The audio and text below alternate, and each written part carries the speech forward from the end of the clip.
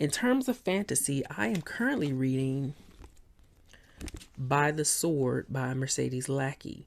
This is a book that's on my 2021 reading list that I set out. And this book is a book that I have been wanting to read since I was 14. Since I first saw this book when I was 14. We're talking 1997. Although the book itself was published in 1991. But as you can see, a number of different reasons why I would want to read it. First of all, this cover. Absolutely love the cover. Not just the character, the female with the sword, and the man is actually behind her, and he looks injured, and she looks very highly capable of what they're about to get into a match in about. But I love the composition of it as well. The pink, the pastel pink, her shawl, it's just a really Mercedes Lackey. She has some beautiful covers, okay? But those are the things that pulled me in as a 14-year-old. But unfortunately, at that time, I was reading a lot of R.L. Stein and Fear Street. R.L. Stein, not Goosebumps, although I did read Goosebumps. R.L. Stein and Christopher Pike. At that time, I was reading much more of them. And Animorphs by K.A. Applegate. I didn't think I had the I don't know, the capabilities. We'll just leave with that. I didn't know I had the capabilities of reading Mercedes Lackey's By the Sword. I thought that at that age that I was above my reading grade, which as I'm reading it now here at 37, it wouldn't have been. But I just had a very difficult time. It was fantasy in itself that was always something that I found challenging. But now that I'm reading it now, it's like this is pretty a piece of cake. At 14, I couldn't get past the first chapter. I just was always daunted, and I've always, till this day, over 24 years later, I've always wanted to read that book. But I just read some now. I'm on page 250. I started this Sunday, and today is Wednesday. So after I make this video, I'm gonna read a couple more, and it's split into 3 books. Like that's book 1, which I finished yesterday. And now I'm currently on book 2, Two-Edged Blade.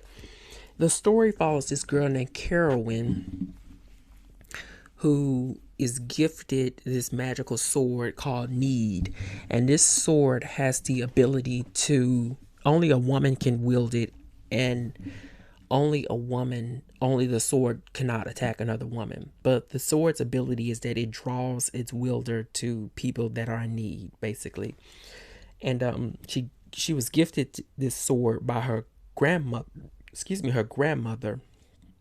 named Kirthy.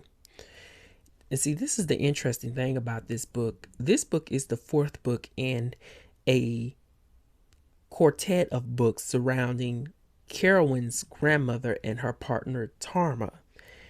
Mercedes Lackey's overall universe is called Valdemar. And in this universe, there's always these pockets of maybe 3 or 4 books where she is addressing the concerns of a very specific ensemble cast. Sometimes there's some overlaying of storylines.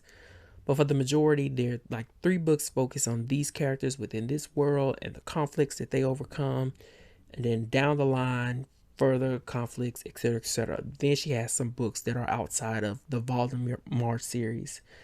This book, as I said, is like it's a standalone, but it's also technically the 4th book in terms of the fact that the 3 books previous to this follow, like I said, Carolyn's grandmother and her partner Tarma. I think they're called the Oathbreaker, Oathbound series or something like that, which I'm excited to go back and read them because those characters were featured in By the Sword. So with that being said, I am understanding a couple of things about Mercedes Lackey's work from this book and some of the previous ones that I've read. First, number one, she does keep me, I don't know how to put this. She does keep me as the reader interested in seeing what's happening. Like, I really do enjoy reading this book. I have a hard time putting it down. I always want to read it. But so she does have that charisma, writing charisma, in keeping the reader glued to the pages and wanting to know what's going to happen page after page after page. Like right now, I'm at the point where Carolyn is about to rescue a man who happens to be a herald, and that's another definition and another kind of piece of lore within this universe that Lackey has created. But with that being said, although she does have my attention as a reader, I'm learning that Mercedes Lackey is not as epic fantasy as I initially, even years ago and up to now, perceived her to possibly be. Like her stories are not as difficult as say like a to get through as say like a Robert Jordan book. I'm learning that now. And a part of me, and when I say that, I mean that I find myself, while interested in her work and interested in her story, I find myself also kind of finding a lot of the pacing and movement and moments of desired epicness to be lackluster. It only is so much, and it's also rather predictable.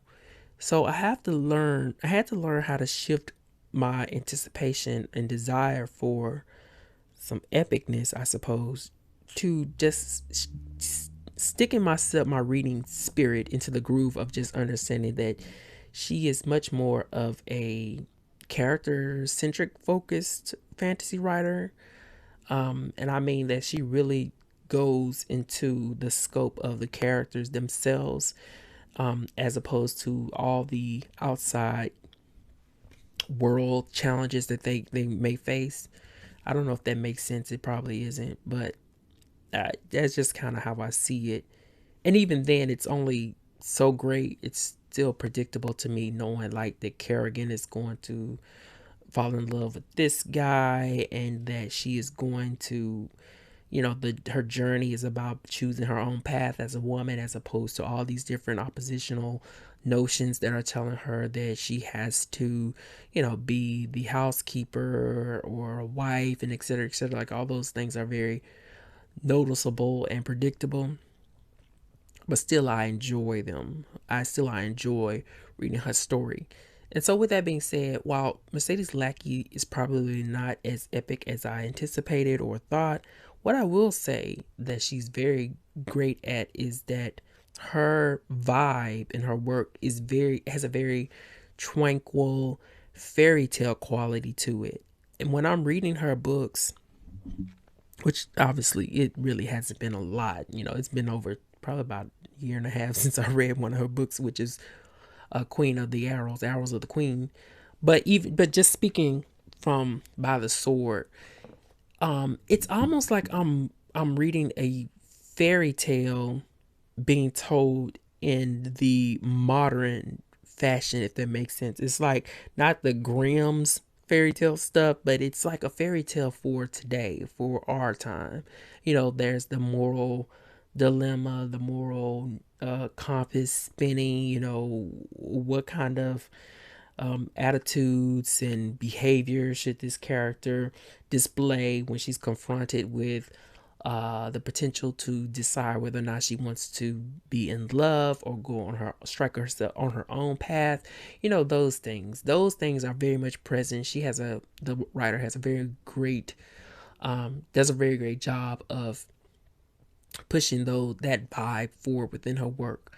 And that's kind of part of the charisma of why I enjoy reading, or I am enjoying reading By the Sword, because I am enjoying watching her character Carolyn get into these little adventures, and making these little decisions about what she wants to do with her life.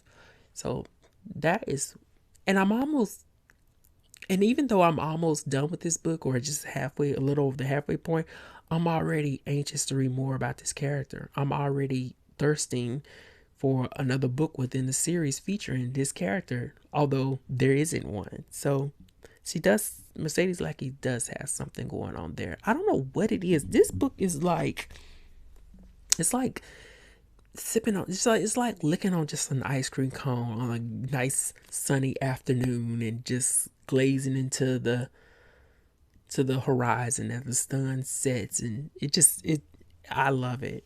I really do enjoy this book, and I enjoy the book, and I'm at the same time I'm telling myself why. It ain't really that much going on in the book, but why are you enjoying it? She's not exactly stomping hard on her plot points or points in the plot that she makes early within the book that don't come to any kind of manifestation anywhere else further than when they're addressed early on, if that makes sense, which it doesn't. I'll put it this way. There was a group of people that stormed Kerrigan's keep during her brother's wedding and killed her father, as well as injured her brother and kidnapped her sister-in-law. There was some politics at play, but it never really got addressed fully for me on display before the reader went and see. After all of that action took place and Kerrigan rescued her sister-in-law, the second half of the first part of the book was just her training to fight to become a warrior and falling in love. Very slow, but at the same time really, really kind of gripping because of that, like I said, that fairy tale tranquil licking of ice cream on an ice cream cone quality of Lackey's writing. It's another thing that I learned from reading The Queen of the Arrows, or Arrows of the Queen or something. I noticed that with Mercedes Lackey, a lot of the really good stuff is happening off stage and further down the line, and it's a matter of here's the message, let's toil around and figure out what we're gonna do, while everything else is good. The good stuff is going on over in somewhere else. Hopefully my arm is not shaking like that. I need to buy a treadmill. But anyway, By the Sword, finally reading this book. Really am enjoying this book despite all those little misgivings that I said about epic fantasyness. And we'll see what it gives. So that's it. That's what I'm currently reading. And you can't see it, but I bought a copy of Frank Herbert's Dune. I saw it at the bookstore Saturday. It was Saturday, no, Friday. And they wanted $40 for this new edition of the book. I mean, it is gorgeous. I think this is a really pretty book. And I've never read Dune before, but I said this book is too pretty for me to look over, okay? But if they wanted $40 for that book at the bookstore, and I'm like, no, ma'am. So I ordered it online for like $26. But anyway, I can't wait to read that too. I love books. I do. I love books. Bye.